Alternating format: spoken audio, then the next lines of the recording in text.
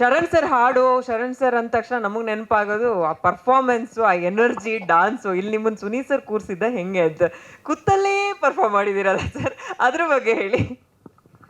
ಎಲ್ರಿಗೂ ನಮಸ್ಕಾರ. ಕರೆಕ್ಟ್, ನೀವು ಭಾಳ ಒಳ್ಳೆ ಪಾಯಿಂಟ್ ಕೇಳಿದ್ರಿ.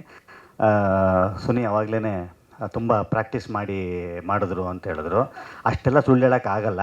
ಸಾಂಗ್ ನೋಡಿದ್ರೆ ನಾನೇನು ಮಾಡಿಲ್ಲ, ಅಲ್ಲಿ ಕೂತಿದ್ದೀನಿ, ವಾವ್ ಹಿಂಗೆ ಅಂದಿದ್ದೀನಿ. ಇದಕ್ಕೆ ಯಾವುದ್ರಿ ಮಣ್ಣು, ಇದಕ್ಕೆ ಒಂದು ಪ್ರಾಕ್ಟೀಸ್ ಅಂತ ಯಾರು ಹೇಳ್ತಾರ?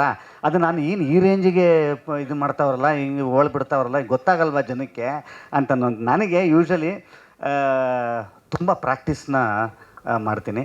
ಇವತ್ತು ಇಷ್ಟು ಜನ ಇಷ್ಟು ಒಳ್ಳೊಳ್ಳೆ ಮಾತುಗಳೇನು ಮಾತಾಡಿದ್ದಾರೆ, ಅದು ನನಗೆಲ್ಲ ಸೇರಬೇಕಾಗಿರೋವಂಥದ್ದು. ಅಷ್ಟು ಸಾಂಗ್ಸ್ ಹಿಟ್ಟಾಗಿದೆ ಅಂತಂದರೆ ಅಷ್ಟು ಸಾಂಗ್ಸನ್ನು ಮಾಡಿದಂಥ ಅದರ ಹಿಂದೆ ಇರೋವಂಥ ಮ್ಯೂಸಿಕ್ ಡೈರೆಕ್ಟರ್ಸ್ಗೆ ಸೇರಬೇಕಾಗಿರೋವಂಥದ್ದು.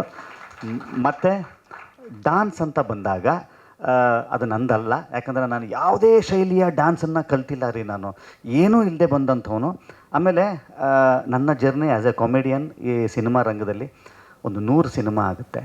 ಆ 100 ಸಿನಿಮಾ ನನಗೆ ಡ್ಯಾನ್ಸ್ ಮಾಡೋವಂಥದ್ದು ಕಮ್ಮಿ ಆವಾಗ. ಯಾಕಂದರೆ ಒಬ್ಬ ಕಾಮಿಡಿಯನ್ ಆಗಿ ಡ್ಯಾನ್ಸ್ ಅಲ್ಲಿ ಅವಶ್ಯಕತೆ ಜಾಸ್ತಿ ಇರಲ್ಲ, ಹಿಂದೆ ಇರ್ತೀವಿ. ಒಂದು 4-5 ಮೂಮೆಂಟ್ ಕಲ್ತ್ಕೊಂಡ್ಬಿಟ್ಟಿದ್ದೆ. ಆ 4-5 ಮೂಮೆಂಟಲ್ಲೇ 100 ಫಿಲ್ಮ್ಸ್ ಓಡಿಸಿದ್ದೀನಿ. ಅಂದರೆ ನಮ್ಗೆ ಅದೇ ಬರೋದು ಅಂತಷ್ಟ ಒಂದು ಶಾರ್ಟ್ ಇಡ್ತಾರೆ ಲಾಸ್ಟಲ್ಲಿ, ಆವಾಗ ಅದನ್ನು ಮುಗಿಸ್ಬಿಡ್ತೀವಿ, ಅಲ್ಲಿಗೆ ಕಳಿಸ್ತಾರೆ. ಸೊ ನನಗೆ ನಿಜವಾದ ಟಾಸ್ಕ್ ಅಂತ ಬಂದಿದ್ದು, ನಿಜವಾದ ಚಾಲೆಂಜ್ ಅಂತ ಬಂದಿದ್ದು, ನಾನು when I turned a lead actor. ನಾನು ಲೀಡ್ ಆ್ಯಕ್ಟರ್ ಆದಾಗ ಇದು ಇನ್ನವಿಟಬಲ್ ಅಂತ ಬಂದಾಗ, ಇದು ಮಾಡಲೇಬೇಕು, ಇದು ಅನಿವಾರ್ಯ ಅಂತ ಬಂದಾಗಲೇ ನಾನು ಡ್ಯಾನ್ಸ್ ಅಂತ ಸ್ಟಾರ್ಟ್ ಮಾಡಿದ್ದು. ಸೊ ಇವತ್ತು ನನ್ನನ್ನು ಒಬ್ಬ ಡ್ಯಾನ್ಸ್ ಮುಖಾಂತರ ಶರಣ್ ಒಬ್ಬ ಒಳ್ಳೆ ಡ್ಯಾನ್ಸರ್ ಅಂತ ಬಿಂಬಿಸ್ತಾ ಇದೆ ಅಂತ ಅನ್ನೋದೇ ಆದರೆ, ಅದರ ಹಿಂದೆ ಇರುವಂಥ ಅಷ್ಟು ಕೊರಿಯೋಗ್ರಾಫರ್ಸಿಗೆ ಸೇರಬೇಕಾಗಿರೋ ಕ್ರೆಡಿಟ್ಸ್ ಅದು. ಆ್ಯಕ್ಚುಲಿ ಅಷ್ಟು ಜನಕ್ಕೆ ಅವ್ರಿಗೆ ಚಾಲೆಂಜು. ಯಾಕಂದರೆ ಡ್ಯಾನ್ಸೇ ಗೊತ್ತಿಲ್ಲದವಂಥವನ್ನ ಒಬ್ಬನ್ನ ಕರ್ಕೊಂಬಂದು ಸರ್ ಶರಣ್ ಸಖತ್ತಾಗಿ ಡ್ಯಾನ್ಸ್ ಮಾಡ್ತಾರೆ ಅಂತ ಮಾಡಿಸ್ತಾ ಇದ್ದಾರೆ, ಗೊತ್ತಾ? ಸೊ ಅದು ಅವ್ರುಗಳಿಗೆ ಸೇರಬೇಕಾಗಿರೋದು. ಈ ಸಿನಿಮಾದಲ್ಲೂ ಕೂಡ ಮಧು ಅವ್ರಿಗೆ ನಾನು ಥ್ಯಾಂಕ್ಸ್ ಹೇಳಬೇಕು. ಅವನು ಇಷ್ಟು ಚೆನ್ನಾಗಿ ಡ್ಯಾನ್ಸ್ ಮಾಡ್ತೀನಿ ಅಂತ ನಾನು ಇಷ್ಟು ಸಿನಿಮಾಗಳಲ್ಲಿದ್ದೇನೆ. ನಾನು ನಿಜ ಹೇಳ್ತೀನಿ, ಯಾವ ಒಂದು ಚಿಕ್ಕ ಮೂಮೆಂಟನ್ನು ಕೂಡ ನೀವು ನನಗೆ ಲೊಕೇಶನ್ನಲ್ಲೇ ಸೆಟ್ ಆನ್ ಫ್ಲೋರಲ್ಲಿ ಮಾಡಿಸಿದ್ರೆ ನಾನು ಮಾಡಲ್ಲ. ಅಂದರೆ ಮಾಡೋಕ್ಕಾಗಲ್ಲ, ನನಗೆ ಗೊತ್ತಿಲ್ಲ, ನಾನು ಕಲ್ತ್ಕೋಬೇಕು.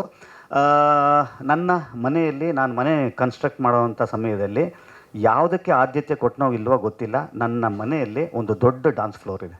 ಸೊ ಡ್ಯಾನ್ಸ್ ಪ್ರಾಕ್ಟೀಸ್ಗೆ ಅಂತಲೇ ದೊಡ್ಡ ಡ್ಯಾನ್ಸ್ದು ಒಂದು ಸ್ಟುಡಿಯೋನ ಮಾಡಿಸಿದ್ದೀನಿ. ತುಂಬ ಪ್ರಾಕ್ಟೀಸ್ ಮಾಡ್ತೀನಿ. ಒಂದು ಸಾಂಗಿಗೆ ಹೆಚ್ಚು ಕಮ್ಮಿ ಒಂದು 10-15 ದಿವಸ, ನನಗೆ ಗೊತ್ತು ಇವರಿಗೆ, ಒಂದು 10-15 ಡೇಸ್ ಮುಂಚೆನಾದ್ರೂ ಕೂಡ ಸಾಂಗು ಸರ್ ಶೂಟಿಂಗ್ ಯಾವಾಗ ಇಟ್ಕೊಳ್ಳೋಣ ಅಂತಂದಾಗ ಫಸ್ಟ್ ನಾನು ಹೇಳ್ತೀನಿ, ನಾನು ಓಕೆ ಆಗಿದೆ ಡ್ಯಾನ್ಸು ಅಂತ ಅಂದಾಗಲೇ ಅದು ಸಾಂಗ್ ಶೂಟಿಂಗಿನ ಇದು ಅಲ್ಲಿಂದನೇ ಆಗ್ತಾ ಇರೋವಂಥದ್ದು. ಈ ಸಾಂಗ್ ಅಂತ ಬಂತಲ್ಲ, ಈ ಸಾಂಗ್ ಬಂತು, ಸಾಂಗ್ ತುಂಬ ಚೆನ್ನಾಗಿದೆ, ಫಾಸ್ಟಾಗಿದೆ. ನಾನು ಸುನಿಗೆ ಅವಾಗಿಂದ ಹೇಳ್ತಿದ್ದೀನಿ ಪ್ರಾಕ್ಟೀಸ್ ಯಾವಾಗ ಅಂತ. ಸಾಂಗ್ ಡೇಟು ಕೊಟ್ಬಿಟ್ಟೆ, ಯಾಕಂದರೆ ಸಾಂಗ್ ರಿಲೀಸ್ ಬೇರೆ ಅನೌನ್ಸ್ ಆಗಿತ್ತಲ್ಲ, ಡೇಟ್ ಕೊಟ್ಬಿಟ್ಟೆ. ಇವರೇನು ಸಾಂಗ್ ಪ್ರಾಕ್ಟೀಸೇ ಹೇಳ್ತಾ ಇಲ್ಲ ರೀ, ಸಾಂಗ್ ಹತ್ರ ಬರ್ತಾಯಿದೆ, ಗುರು ಇದೇನಿದು, ಯಾರು ಸರ್ ಯಾರು ಅಂತ. ಸರ್ ಮಧು ಅಂತ, ಸರ್ ಸಖತ್ತಾಗಿ ಮಾಡೋರೆ, ಏನಿಲ್ಲ. ಮತ್ತು ಪ್ರಾಕ್ಟೀಸು ಇಲ್ಲ, ಇನ್ನೊಂದು 4-5 ದಿವಸ ಬರ್ತೈತೆ, ಸಾಂಗ್ ಬಂತು, ಇನ್ನೇನು. ನಿಜ ಹೇಳ್ತೀನಿ, ಹೇಳ್ಬಿಡ್ತೀನಿ. ಹೇಳಿ ಸರ್, ಹೇಳಿ ಸರ್ ಸಾಂಗು ಇವ್ರನ್ನ ಕರ್ಕೊಂಬರ್ತೀನಿ, ಮಧುನ ನೋಡಿ ಸರ್ ಸಖತ್ತಾಗಿ ಮಾಡ್ಸೋರೆ ಗುರು. ನನಗೇನಂದ್ರೆ ನಮ್ಗೆ ಯೂಶ್ವಲಿ ಒಂದು 4 ಮಂಡಿ ಮೂಮೆಂಟ್ ಹಾಕಿಲ್ಲ ಅಂತಂದರೆ ನನಗೆ ಡ್ಯಾನ್ಸೇ ಅಲ್ಲ ನಮಗದು. ಎಲ್ಲ ಪಿಕ್ಚರಲ್ಲೂ ಒಂದು 4 ಮಂಡಿ ಮೂಮೆಂಟ್ ಇರಲೇಬೇಕಲ್ಲಿ. ನಾನು ಎಲ್ಲ ಪ್ಯಾಡ್ ಗೀಡೆಲ್ಲ ಹಾಕೊಂಡು ರೆಡಿಯಾಗಿದ್ದೆ ನಾನು ಆ್ಯಕ್ಚುಲಿ. ಬಟ್ ಏನು ಬರ್ತಾನೆ ಇಲ್ಲ ಯಾರೂ. ನಿಜ ಹೇಳ್ತೀನಿ, ನಾಳೆ ಶೂಟಿಂಗ್ ಅಂದರೆ ಹಿಂದಿನ ದಿವಸ ಬಂದವರು ಇವ್ರನ್ನ ಕರ್ಕೊಂಡು, ಯಾರು ಮಧು ಎಲ್ಲಿದ್ದಾರೆ ಮಧುನ ಕರ್ಕೊಂಡು ಹಿಂದಿನ ದಿವಸ ಸರ್ ಎಲ್ಲ ಹೇಳ್ಬಿಡ್ತೀವಿ ಸರ್ ನಿಮಗೆ ಅಂತಂದರು. ಸರಿ ಬಂದರು. ನಾನು ಮಧು ಏನಿದು ಕತೆ, ಮೂಮೆಂಟ್ ಸರ್ ಮೂಮೆಂಟ್ ಏನಿರಲ್ಲ, ಹಿಂದೆ ಹಿಂಗೆ ಸುಮ್ಮನೆ ಹಿಂಗೆ ಓಡಾಡ್ತಾ ಇರ್ತೀರಾ ಅಂತಂದು. ನನಗೆ ಆ್ಯಕ್ಚುಲಿ ಖುಷಿ ಅಂದರೆ ನನಗೇನು ಕೆಲಸ ಇಲ್ವಲ್ಲ ಅಂತ ಅಂದ್ಬಿಟ್ಟು. ಆ್ಯಕ್ಚುಲಿ ನಿಜವಾದ ಟಾಸ್ಕ್ ಬಂದಿದ್ದು ಎಲ್ಲಿ ಗೊತ್ತಾ, ಲಿರಿಕ್ಸ್ ಕೊಟ್ಟರು ರೀ ಅವರು ಆ್ಯಕ್ಚುಲಿ 30 ಸೆಕೆಂಡಲ್ಲಿ 75 ವರ್ಡ್ಸ್ ಹೇಳ್ತಾರೆ. ನಾನು ಗುರು ಇದನ್ನ ಹೆಂಗೆ ಗುರು ಹೇಳೋದು, ಇದನ್ನಾರು ಪರವಾಗಿಲ್ಲ, ಯಾವುದು ಮೂಮೆಂಟ್ ಆದರೂ ಪರವಾಗಿಲ್ಲ, ಹೆಂಗೋ ಒಂದು 15 ದಿವಸದಲ್ಲಿ ಕಲಿಬೋದು. ಅವ್ರು ಹೇಳೋ ಲಿರಿಕ್ಸ್ನ ಆ್ಯಕ್ಚುಲಿ 3 ತಿಂಗಳು ಬೇಕು ನಾನು ಕಲಿಯೋಕೆ ಅದನ್ನು. ನಾನು ಗುರುವಿ ನಾನು ಹೇಳ್ತೀನಾ ಅಂತಂದೆ. ಅದು ನೀವು ಹೇಳಲ್ಲ ಸರ್ ಅಂದರು. ಆಹಾ ಕೊಟ್ಟರು ಅಲ್ವಾ ಅಂದ್ಕೊಂಡು ನಿಜ ಹೇಳಬೇಕು ಅಂತಂದರೆ ನನಗೆ ಭಾಳ ಕಂಫರ್ಟಬಲ್ ಆಗಿ ನಾನು ಮಾಡಿರೋವಂಥ ಫಸ್ಟು ಸಾಂಗ್ ಇದು. ಇದಕ್ಕೆ ನಿಜಕ್ಕೂ ಕೂಡ ಈ ತಂಡಕ್ಕೆ ಸೇರಬೇಕಾಗಿರೋ ಕ್ರೆಡಿಟ್ಸ್ ಒಂದು ದೊಡ್ಡ ಚಪ್ಪಾಳೆ ಸರ್ ನಿಮಗೆ. ಇದು ಈ ಸಾಂಗಿನ ಬಗ್ಗೆ ಅಂತ ಹೇಳಕ್ಕೆ ಬಂದರೆ, ನನ್ನ ಫಸ್ಟ್ ಎವರ್ ರ್ಯಾಪ್ ಸಾಂಗ್ ನನಗಿದು. ರ್ಯಾಪ್ ಅಂತನ್ನುವ ಒಂದು ಜಗತ್ತಿದೆ ಗೊತ್ತಾ. ಈ ಅವತಾರ ಪುರುಷ ಸಿನಿಮಾ ಮತ್ತು ಈ ಸಾಂಗ್ ನೀವು ನೋಡಿದ್ರೆ ನಿಮಗೆ ಯೂಶ್ವಲಿ ಟಕ್ ಅಂತ ನೋಡ್ತಿದ್ದಂಗೆ 2 ಡಿಫ್ರೆಂಟ್ ವರ್ಲ್ಡ್ಸ್ ಅಂತ ಅನಿಸುತ್ತೆ ನಿಮಗೆ. ಇದು ಏನೋ ಮಾಟ ಮಂತ್ರ ಅಂತಾರೆ, ಇಲ್ಲೇನೋ ರ್ಯಾಪ್ ಅಂತಾರೆ ಅಂತ. ಬಟ್ ಇಲ್ಲಿರೋ ಅಂಥ ಮ್ಯಾಜಿಕ್ ಮಾಡಿರೋದು ಸುನಿ ಮ್ಯಾಜಿಕ್ ಮಾಡಿರೋವಂಥದ್ದು. ಇದನ್ನು ಒಂದು ಬ್ರಿಡ್ಜ್ ಮಾಡೋದಿದೆ ಗೊತ್ತಾ. ಇದನ್ನು ಈ ಥರದ್ದು ಒಂದು ಲೋಕಕ್ಕೆ ಇಲ್ಲಿ ಒಂದು ಲೋಕವನ್ನು ತಂದು ಜಾಯಿನ್ ಮಾಡೋದಿದೆ ಗೊತ್ತಾ. ಅದು ತುಂಬ ಕಷ್ಟವಾದ ಕಲೆ ರೀ ಅದು. ಸೊ ಇದನ್ನು ಅವರು ಭಾಳ ಕೆಲಸ ಮಾಡ್ತಾರೆ. ಆಮೇಲೆ ನೀವು ನೋಡಿ ಪುಷ್ಕರ್ ಸರ್ ಅವರನ್ನು ಕೂಡ ಈ ಸಾಂಗಿನ ಇದು ರೆಕಾರ್ಡಿಂಗ್ ಟೈಮ್ನಲ್ಲಿ ಅವರು ಅಲ್ಲೇ ಇದ್ದಾರೆ. ಅವರು ಅಂತಂದರೆ ಬರೀ ವ್ಯಾವಹಾರಿಕವಾಗಿ ಮಾತ್ರವಲ್ಲದೆ ಈ ಸಿನಿಮಾದ ಒಳಗಡೆ ಅಂದರೆ ಕ್ರಿಯೇಟಿವಲ್ಲಿನೂ ಕೂಡ ಒಬ್ಬ ನಿರ್ಮಾಪಕರು ಇರ್ತಾರೆ ಗೊತ್ತಾ. ಆವಾಗ ಖಂಡಿತವಾಗ್ಲೂ ಯಾಕೆ ಅವ್ರಿಗೆ ಈ ಥರ ಇಷ್ಟೊಂದು ಸಕ್ಸಸ್ಸು, ಈ 11 ಸಿನಿಮಾ ಯಶಸ್ವಿ ಸಿನಿಮಾಗಳು ಕೊಡಲಿಕ್ಕೆ ಸಾಧ್ಯವಾಯಿತು ಅಂತಂದರೆ ಸಿನಿಮಾದ ಆತ್ಮದಲ್ಲಿ ಇರ್ತಾರೆ ಅವರು. ಸೊ ಅದಕ್ಕೆ ಆ ಯಶಸ್ಸು ಅದು. ಮತ್ತು ಸರ್ ಈ ರ್ಯಾಪ್ ಅನ್ನುವ ಒಂದು ಹೊಸ ಆವಿಷ್ಕಾರ ಏನಿದೆ ಗೊತ್ತಾ, ಅದು ಮೊದಲಿಂದನೂ ಇತ್ತು. ಬಟ್ ಕನ್ನಡ ಚಿತ್ರರಂಗದಲ್ಲಿ ಇತ್ತೀಚಿನ ದಿವಸಗಳಲ್ಲಿ ಒಂದು ಥರದ ಅಲೆ ಏನಂದರೆ ಅದು ರ್ಯಾಪ್ ಅನ್ನೋದು ನಾವೆಲ್ಲೋ ತುಂಬ ದೂರದಲ್ಲಿ ಕೇಳ್ತಾ ಇದ್ವಿ. ಇವತ್ತು ಇಲ್ಲೂ ಕೂಡ ಆಗ್ತಾ ಇದೆ ಗೊತ್ತಾ. ಅದಕ್ಕೆ ಬಿಜು ಅವರು ಮತ್ತು ಅವರ ಧರ್ಮಪತ್ನಿ ಅವರಿಗೆ ಸೇರಬೇಕಾಗಿರುವಂಥದ್ದು. ಅವರು ಕೌಂಡ್ರೆ ತುಮ್ಮೆ ಅಂತ ಅನ್ನೋವಂಥ ಒಂದು ಸಾಂಗಿನಲ್ಲಿ ತುಂಬ ಇದಾದವರು. ಇವತ್ತು ಯಾರು ಅವ್ರನ್ನ ಕೌಂಡ್ರೆ ತುಮ್ಮೆ ಅಂತ ಕೇಳೋದೇ ಬೇಕಾಗಿಲ್ಲ. ಇಡೀ ಕರ್ನಾಟಕದ ಮನೆ ಮಾತಾಗಿರುವಂಥದ್ದು. And Abhinandan, thank you sir. Abhinandan ಅವರು ಕೂತ್ಕೊಳ್ಳಿ ಸರ್, ಪ್ಲೀಸ್ ಕೂತ್ಕೊಳ್ಳಿ. ಯೂಶ್ವಲಿ ಅದೇ ನಾನು ಹೇಳ್ತಾ ಇದ್ರಲ್ಲ, ನಾನು ನಿಮ್ಮ ಇದಕ್ಕೇ ನಾನು ಆನ್ಸರ್ ಮಾಡಿದ್ದು ಆ್ಯಕ್ಚುಲಿ ನಾನಲ್ಲ. ನಾವು ತುಂಬ ಹಿಟ್ಗಳನ್ನ ಕೊಟ್ಟೆ ಅಂತ ಅನ್ನೋವಂಥದ್ದು ಇದೆಯಲ್ಲ, ಅದು ನಾನಲ್ಲ, ಆ ಮ್ಯೂಸಿಕ್ ಡೈರೆಕ್ಟರ್ಸ್ ಆಗುತ್ತೆ. ಆಮೇಲೆ ಇಂಥ ಟ್ಯೂನು ಶರಣ್ಗೆ ಸೂಟ್ ಆಗುತ್ತೆ ಅಂತ ಡಿಸೈಡ್ ಮಾಡ್ತಾರೆ ಗೊತ್ತಾ, ಅದು ಒಬ್ಬರು ನಿರ್ದೇಶಕರಾಗ್ತಾರೆ. ಸೊ ಅದು ನಂದು ಏನೂ ಇರೋದಿಲ್ಲ. ನಾನು ಲಾಸ್ಟ್ ಮ್ಯಾನು ಸರ್. ನಾನು ಆ್ಯಕ್ಚುಲಿ ನನಗೇನಂತಂದರೆ ನನಗೆ ಮೂಮೆಂಟ್ಸ್ ಕಲಿಸ್ರಿ ಎನಿಸ್ತೀನಿ ಅಷ್ಟೇ. ಸೊ ಈ ನಿಟ್ಟಿನಲ್ಲಿ ನಿಮ್ಮಿಬ್ಬರ ಕೆಲಸ ಬಹಳ ಮುಖ್ಯವಾಗುತ್ತೆ. ಆ್ಯಂಡ್ ಸಾತ್ವಿಕ್ ಅವರು ಸಾತ್ವಿಕ್ ಅವರು ಈ ಸಾಂಗಲ್ಲಿ ಇದ್ದಾರೆ ಅಂತ ನನಗೆ ಗೊತ್ತೇ ಇಲ್ಲ ಗೊತ್ತಾ. ದೇವರನ್ನೇ ಗೊತ್ತಿಲ್ಲ ನನಗೆ. ಇಲ್ಲ, ನಿಮಗೆ ಡಾನ್ಸ್ ಇಲ್ಲ ಅಂತ ಗೊತ್ತಿರಲಿಲ್ಲ, ಸಾತ್ವಿಕ್ ಅವರು ಇದ್ದಾರೆ ಅಂತ ಗೊತ್ತಿರಲಿಲ್ಲ. ಇಲ್ಲೊಂದು ಸಾಂಗ್ ಇದೆ ಅಂತಾನೆ ಗೊತ್ತಿರಲಿಲ್ಲ. That is simple Suni sir. ನಿಜ. ಆ್ಯಕ್ಚುಲಿ ಇದು 22ರಿಂದ 5ಕ್ಕೆ ಹೋಯ್ತಲ್ಲ, ಅದೇ ಗೊತ್ತಿರಲಿಲ್ಲ ನನಗೆ. ತಮಾಷೆಯಾಗಿ ಇದು ಮುಂದಕ್ಕೆ ಹೋಯ್ತು, 5ನೇ ತಾರೀಕು ರಿಜಿಸ್ಟರ್ ಆಗಲಿ ಅಂತ ಹೇಳ್ತಾರೆ. ಗೊತ್ತಾಯ್ತು.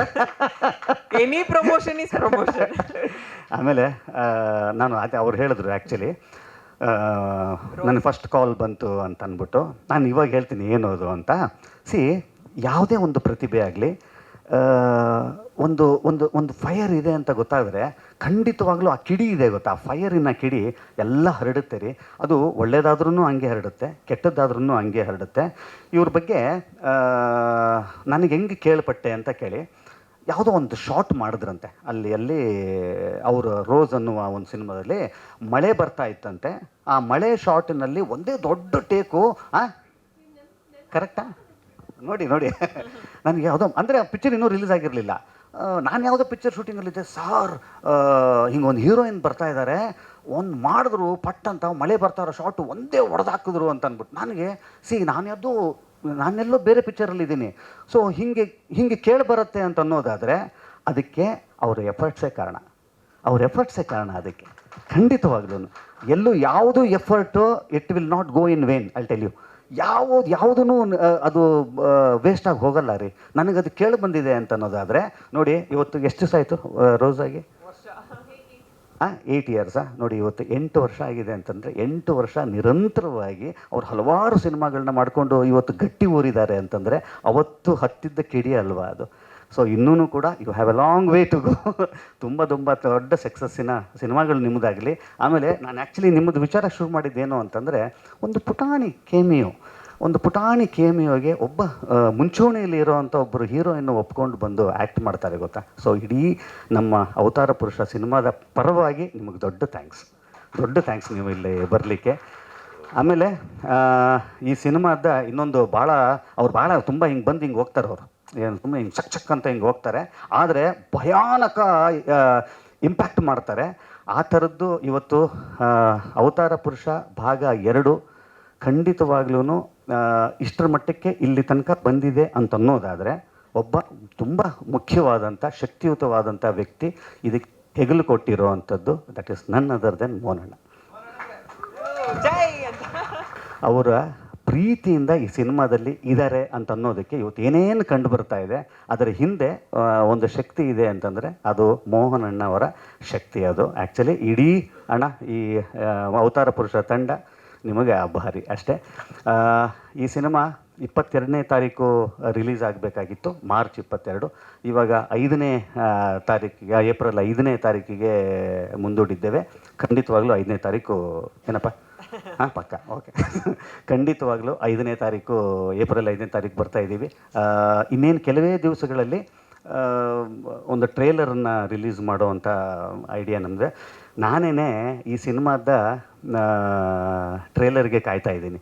ಅಷ್ಟು ಅದ್ಭುತವಾಗಿರೋವಂಥ ಒಂದು ಟ್ರೇಲರ್ ರೆಡಿ ಆಗ್ತಾ ಇರುತ್ತೆ ಅಂತ ಅನ್ನೋವಂಥದ್ದು ನನಗೆ ಗೊತ್ತು. ಯಾಕೆ ಅಂತಂದರೆ ಈ ಸಿನಿಮಾ 2ನೇ ಭಾಗದ ಸಿನಿಮಾ, ಸುಮ್ಮನೆ ನಾನು ಹೇಳ್ತೀನಿ, ನನಗೆ ಗೊತ್ತಿಲ್ಲ, ಅವ್ರ ನಿರ್ದೇಶಕರು, ನಾನು ಹೇಳ್ಬಾರ್ದು, ಆದರೂ ಕೂಡ ಹೇಳ್ತೀನಿ, ಯಾವುದೇ ಶಾರ್ಟನ್ನು ಹಿಂಗೆ ತೆಗೆದು ನೀವು ಹಾಕ್ಬಿಟ್ಟು ಒಂದು 2 ನಿಮಿಷ ಮಾಡಿದ್ರೆ ಅದೊಂದು ಟ್ರೇಲರ್ ಆಗೋಗುತ್ತೆ. ಅಷ್ಟು ಅದ್ಭುತವಾಗಿರುತ್ತೆ ಸಿನಿಮಾ, ಖಂಡಿತ. ಯಾಕಂದರೆ ಅಷ್ಟು ಚೆಂದಾಗಿರೋ ಅಂಥದ್ದು. ಇಲ್ಲಿ ಇನ್ನೊಬ್ಬರನ್ನ ನೆನೆಸ್ಕೊಳ್ಳೇಬೇಕು, ವಿಲಿಯಮ್ ಅವರು. ಈ ಸಿನಿಮಾದ ನಿಜವಾದ ಹೀರೋ ವಿಲಿಯಮ್ ಅವರು. 5ನೇ ತಾರೀಕು ಸಿನಿಮಾ ರಿಲೀಸ್ ಆಗ್ತಾ ಇದೆ. ನಿಮ್ಮೆಲ್ಲರ ಪ್ರೀತಿ, ವಿಶ್ವಾಸ, ಆಶೀರ್ವಾದ ಇರಲಿ. Thank you. ಜಾಸ್ತಿ ಮಾತಾಡ್ಬಿಟ್ಟೆ. ಇಲ್ಲ sir, thank you so much sir. ದಯವಿಟ್ಟು ವೇದಿಕೆ ಮೇಲೆ ಇರಿ. ಸ್ವಾದಿಷ್ಟತೆಯ ಸ್ವಾದ, ತಾಜಾತನದ ಆಹ್ಲಾದ, ಉತ್ತಮ ಆರೋಗ್ಯ ಮತ್ತು ಹೆಚ್ಚಿನ ರೋಗ ನಿರೋಧಕ ಶಕ್ತಿಯ ವೃದ್ಧಿಗೆ ಈಗ ನಿಮಗೆ ಸಿಗುತ್ತಿದೆ ಉತ್ತಮ ಗುಣಮಟ್ಟದ ಪೌಷ್ಟಿಕಾಂಶ Shri Vaidik millet health mix. ಇದು ಸಿರಿಧಾನ್ಯಗಳ ಸಂಪತ್ತು.